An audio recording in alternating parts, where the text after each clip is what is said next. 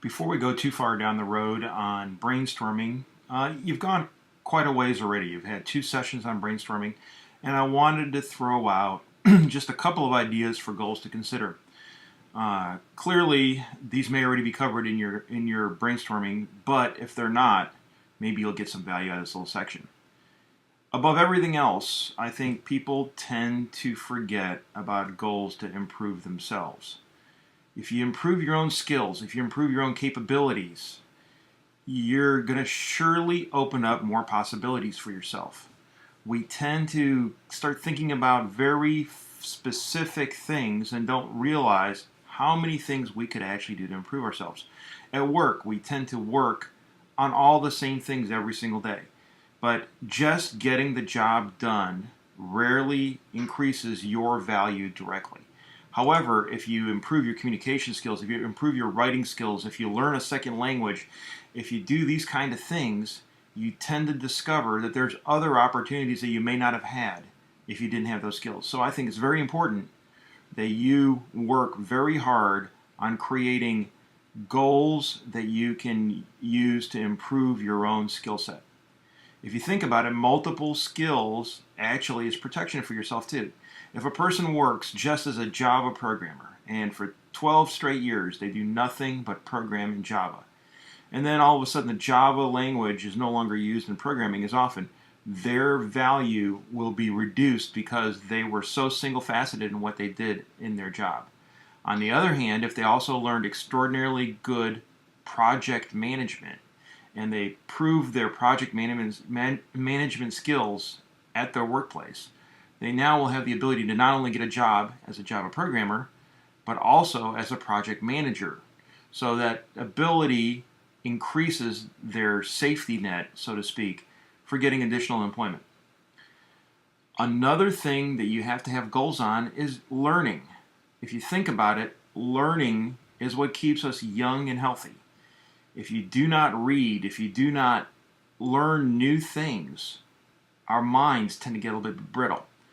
As Lou Holtz says it, either you're growing or you're dying. There's no such thing as staying still. Will Rogers had a great quote on this as well, which is if it doesn't matter if you're on the right track, if you're staying still, you're going to get run over.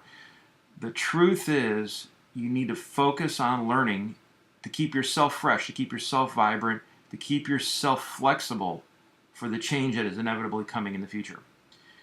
Another area that you have to have goals is health. If you think about it, all the goals in the world aren't going to get you very far if you do not have the physical capability to move yourself forward, to be able to attack those kind of new goals with vigor, to have the energy that it takes to push any new idea over the top. So you must pay attention to your health. As everybody realizes, our weight, our in-shapedness is all completely our own choice. We decide if we have 3 hot dogs or 1 at the ball game. We decide if we have 1 beer or 3 at the same ball game. Every choice is our own. No one makes us do it. Bottom line is 75% of your health is probably related to your diet. 25% is to exercise. The time to make sure that you have health and ample energy in the future is now. You have to have goals that concentrate on health. You also have to have great financial goals. A lot of people say, well, money isn't everything. But as Zig Ziglar puts it, yeah, money isn't everything, but it's right up there with oxygen. Money gives you the ability to have freedom. Money gives you the ability to buy a great education for your kids, to have a comfortable retirement, even though I don't like the word retirement. I like phase 3, a phase where we actually go out there and have more creative projects to accomplish. But the truth is, you have to have a good financial plan.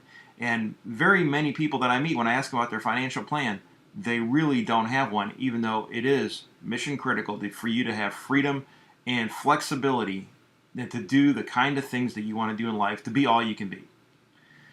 You also need to have plans for retirement itself. I mean, I hate the word retirement. I think it's phase 3. When you retire from your daily work, you should go accomplish great things. You should get out there and make sure that you stay vibrant and helpful. The more people you help, the more satisfied you'll be, the more happiness you will find. It isn't a matter of always going and playing yet another round of golf 5 days a week.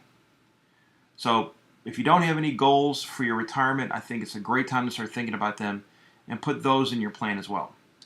Lastly, something that's near and dear to my heart is I think that you need to give yourself a goal to inspire others. Give yourself an inspiration quota. It isn't hard to inspire people. Very few people go out of their way to do it. Everybody's kind of worried about what they're doing about themselves as opposed to what the other person's saying, what the other person's feeling, what the other person's concerned about. If you give yourself an inspiration quota, inspire one person a week. That doesn't seem like much. Over a lifetime, you'll leave an extraordinary legacy of all the people that you've inspired to do better, to do great things, to make the world a better place. So this little segue is going to take us to our next segment, but I just wanted to make sure that you thought about some of these other goals that you may not have currently outlined that perhaps should be entered into your plan.